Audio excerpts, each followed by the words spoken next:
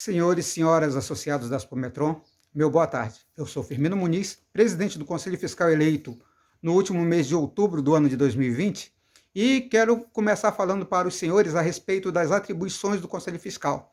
O Conselho Fiscal ele trabalha com a fiscalização das contas depois que elas acontecem, não tendo a princípio poder para poder cercear ou dar ordens à diretoria para que parem qualquer tipo de ato, mesmo que ele esteja irregular.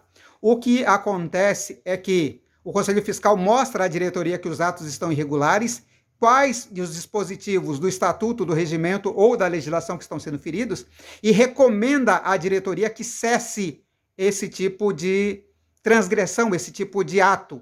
No entanto, a diretoria, logo na posse do Conselho Fiscal, onde foi apresentado um documento informando de irregularidades que estão acontecendo nesta gestão, simplesmente recebeu a resposta de que os atos estariam regulares e que, portanto, não teria motivo para serem modificados e continua acontecendo de forma irregular. A exemplo disso, o pagamento que ocorre aos membros da diretoria, que é irregular, como já foi pontuado, sendo que contrariam o artigo 16, parágrafo 4º do Estatuto Social, assim como também contraria o artigo 36 do mesmo Estatuto, que proíbe qualquer tipo de remuneração aos membros da diretoria e aos membros do Conselho Fiscal. Portanto, essa é uma das principais irregularidades que vem acontecendo dentro da entidade que contraria o Estatuto. Não interessa a tal da história de que existe uma lei de 2015 que permite, até porque segundo o texto que está lá nessa lei, ela diz o seguinte, que é permitido, ou melhor, que é defeso, ou seja, proibido, que seja feito pagamento a membros de diretoria, de conselho fiscal, de associações, a não ser, exceto quando essas associações elas são associações assistenciais ou quando são fundações. E nesses casos, elas são fiscalizadas pelo Ministério Público. Então, nesse caso, pode haver pagamento sim. No caso da Aspometron, ela não é uma entidade assistencial, ela é uma entidade representativa e ela tem isenção tributária na sua carga tributária também. E por isso ela não pode remunerar os seus dirigentes. Esse é o motivo. A princípio, né? Se eu encontrar uma outra lei que justifique o pagamento de remuneração, voltarei a falar para os senhores e dizer, olha, eu estava equivocado na minha colocação no meu último vídeo. Mas, seguindo então, o que eu quero falar aos associados, o que ocorre é o seguinte, o Conselho Fiscal, eleito no ano de 2020, ele tem responsabilidade, segundo o que é descrito a respeito do ano fiscal. O ano fiscal ele começa no dia 1º de janeiro, portanto, esse Conselho Fiscal eleito, ele fiscaliza desde o dia 1º de janeiro de 2020 até dezembro de 2020, no qual vai apresentar o relatório no mês de fevereiro, porque, segundo previsão regimental, os relatórios do Conselho Fiscal devem ser apresentados para conhecimento dos associados até o dia 15 de fevereiro. Infelizmente, nós estamos com um atraso devido a atraso de organização da própria diretoria financeira da Aspometron, que atrasou os livros, e por isso nós só começamos a vê-los agora no mês de dezembro, e só podemos examinar até o momento 3 meses, mês de janeiro, fevereiro e o mês de março. Então, nós temos ainda para verificar todos os meses a partir de abril até o mês de dezembro e entregar esse relatório até o mês de fevereiro. Podemos até atrasar um pouco, mas até o final de fevereiro queremos apresentar esse relatório.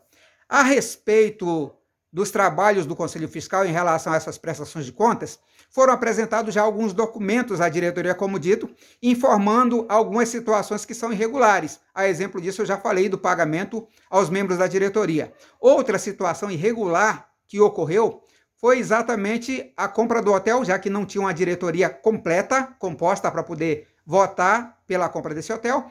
E pior ainda, a alienação, que foi a troca, digamos assim, ou a dação em pagamento do prédio da antiga administração em relação à compra desse hotel, que eu vou falar daqui a pouco um pouco mais detalhadamente. Mas, falando a respeito dessas prestações de contas que começaram, então, no mês de janeiro, o interessante de algumas situações observadas relativo à diretoria. Primeiro, a diretoria ela tomou posse no dia 1º de janeiro, nos seus 4 membros eleitos. Outros 3 diretores foram apresentados por indicação do presidente, eu creio que dessa forma, na solenidade de posse, que não é uma Assembleia Geral, é uma solenidade de posse convocada pela Comissão Eleitoral, e ali foi dado posse pela comissão aos 4 diretores eleitos, e nem é mencionado sequer nome de qualquer outro diretor indicado na ata de posse. Isto porque não é lícito que se faça dessa forma, e a comissão eleitoral agiu da forma correta ao não apresentar nenhum nome indicado pelo presidente ali, porque esses nomes só poderiam ser apresentados na Assembleia, que aconteceria em março, e ali, então, seriam aprovados ou não pela Assembleia. E, atualmente, nós temos 3 diretores que, na realidade, não são diretores porque não foram homologados seus nomes, portanto, não puderam tomar posse. Esse é o primeiro ponto.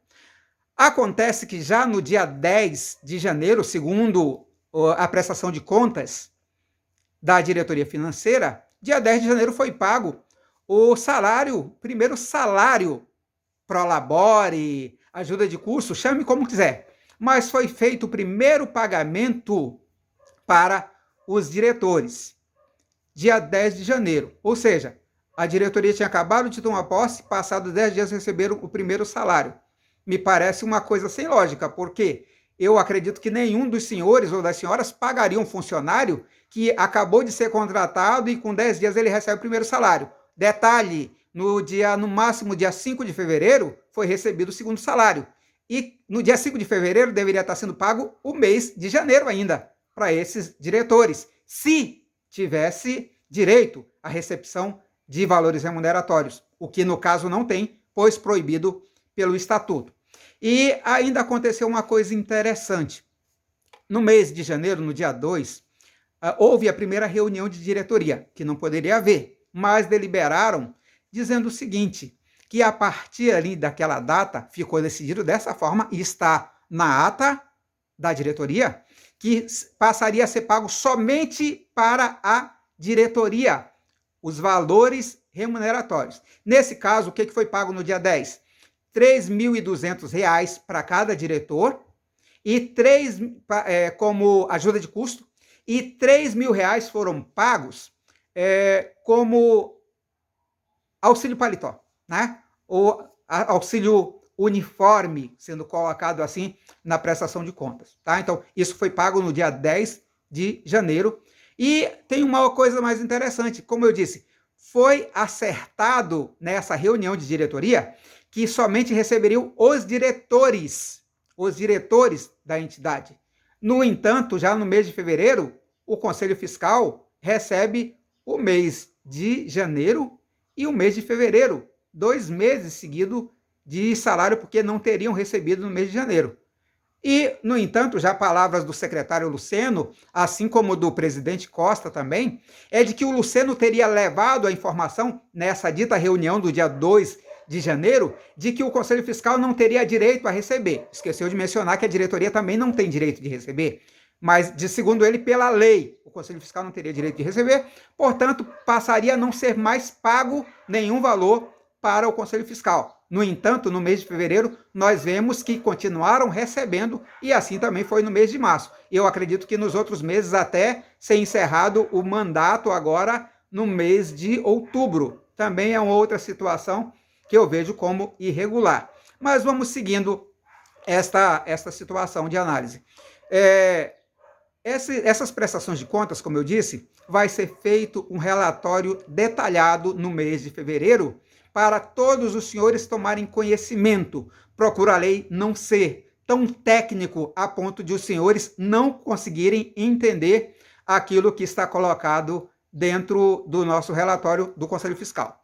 Uma outra coisa que ocorre é o seguinte, nós recebemos pela Comissão Eleitoral uma denúncia de atos ilícitos praticados pela diretoria, que estaria regular. Eu postei essa denúncia de atos ilícitos que a Comissão Eleitoral apresentou ao Conselho Fiscal. E o que ocorre? Sendo apresentado uma denúncia, ela não sendo apresentada na Assembleia, cabe ser montada uma comissão que apure esses ilícitos e encaminhe para a Assembleia qual seria a gravidade desses atos e o que caberia como punição a esses atos de quem quer que os tenha cometido. Sejam associados, sejam membros de diretoria ou sejam membros do Conselho Fiscal ou qualquer outro órgão da entidade. Eles respondem diretamente à Assembleia Geral, que é quem pode julgar os atos praticados por qualquer membro de diretoria, de conselho ou de qualquer outro órgão da entidade. Então, foram apresentados esses documentos aqui falando da irregularidade da diretoria, porque foi dado posse somente a 4 diretores e para ser deliberado qualquer coisa pela diretoria, precisam de 5 diretores no mínimo, o que não existe atualmente. Portanto, não existe maneira da diretoria estar deliberando nem resolvendo nada. Portanto, irregular a compra de um hotel, porque teria que ser autorizada pela diretoria, irregular a troca da antiga sede administrativa, porque alienação de imóvel, quer dizer, troca, doação, venda, só pode ser autorizada pela Assembleia e a Assembleia não autorizou. E aí nós chegamos à segunda situação a ser apresentada a vocês. Eu apresentei nesta manhã a alguns grupos de WhatsApp o contrato de compra e venda de imóvel urbano, esse aqui relativo ao hotel e à sede administrativa, e depois a escritura pública de permuta desses dois imóveis. Bem, primeiro, senhores e senhoras, o que ocorre? Não pode haver de maneira alguma a troca de um imóvel, né? Ou a doação, ou a alienação, qualquer palavra que possa ser utilizada. O imóvel só pode ser disponibilizado se a Assembleia estiver previamente autorizado, porque, segundo o nosso estatuto, é privativo da Assembleia, somente ela pode decidir a respeito de bens imóveis da Asfometron. Então, essa negociação, ela foi feita de forma irregular. Isso quer dizer, então, o quê? Que o Conselho Fiscal sugeriria a devolução do hotel? Não sei se seria viável isso, porque existe um investimento muito grande que foi feito até antes da eleição do Conselho Fiscal, já nesse prédio. E devolver me parece ser muito caro para a entidade. Então, não compensaria. O que aconteceu? O que aconteceu aí? O presidente, no ano de 2019, em 20 de setembro de 2019, levou uma proposta de orçamento de gastos para o ano de 2020. E entre esses valores estava prevista ali o gasto de R$1.800.000 para a compra de um imóvel. Foi alertado aos associados pelo Tenente Nascimento que iria ser comprado um imóvel sim. Alguns associados até defenderam, dizendo que não, que aquele dinheiro seria somente usado em reformas, o que se provou não ser verdade. Mas muita gente continua acreditando na diretoria ainda. E espero que uma hora os olhos dessas pessoas se abram. Agora, como eu disse, R$1.800.000 ele tinha para comprar este imóvel. Ora, senhores e senhoras, o imóvel ele teve um custo de R$1.114.509,72. Esse foi o valor do hotel, o valor da negociação do hotel, que está no contrato. E então eu pergunto, se tinha R$1.800.000 para comprar esse imóvel, por que não foi pago R$1.114.509,72 com o caixa que já tinha? E aí aconteceu mais o seguinte, como foi colocado o prédio na negociação da nossa antiga sede, vem um outro questionamento, por que se apresentou esse prédio? E aí vamos a um segundo ponto. O valor venal do imóvel, o valor que a prefeitura dá para aquele imóvel lá da antiga sede, para efeitos de cálculo de IPTU, em 2019, era de R$ 283.284,60. Sabe por quanto que aquele imóvel foi entregue? Por R$ 314.509,72. Ou seja, foi um pouco menos de R$ 32 mil a mais do valor venal que a prefeitura avalia o imóvel. Será que algum de nós, algum dos senhores, faria a venda, por exemplo, do seu imóvel por um pouquinho a mais do que o valor que a prefeitura avalia para cálculo de IPTU? Será que alguém faria um negócio desse tipo, a não ser que fosse para parente? Bem, eis uma dúvida aí. E isso tem que ser perguntado diretamente para o presidente da Aspometron. Por que foi colocado o imóvel, sede antiga da Aspometron, nesse negócio, já que tinha dinheiro para cobrir todo o valor do imóvel? E por que saiu tão barato o valor deste imóvel nessa negociação? Se bem que dependeremos ainda também de uma avaliação imobiliária séria para poder ver qual o valor que poderia atingir esse imóvel ali, tendo em vista que a informação que nós temos é que tem um prédio da Justiça atualmente ali nas proximidades, o que, em tese pelo menos, levaria ainda a esse imóvel ficar muito mais caro, porque qualquer advogado, qualquer órgão como a OAB, quereria, né, ter um escritório ali nessa proximidade de um prédio da Justiça. Então, é uma dúvida a ser sanada com a diretoria. E nessa situação ainda, o que acontece? Como eu disse, eu, particularmente, nem o Conselho Fiscal tem como sugerir a devolução do prédio do hotel por conta do gasto já que está tendo ali no hotel. No entanto, sobre o prédio da administração, é uma coisa irregular que aconteceu, e muito irregular, porque dependia de autorização da Assembleia para esse prédio poder ser entregue para outro dono. Inclusive, ali na escritura pública, está dizendo, inclusive, que seria compra ou troca, onde jamais foi autorizado troca pela Assembleia para que fosse feito tal negócio dessa forma. E então é um problema que precisamos refletir a respeito disso e vermos qual será a melhor decisão tomada.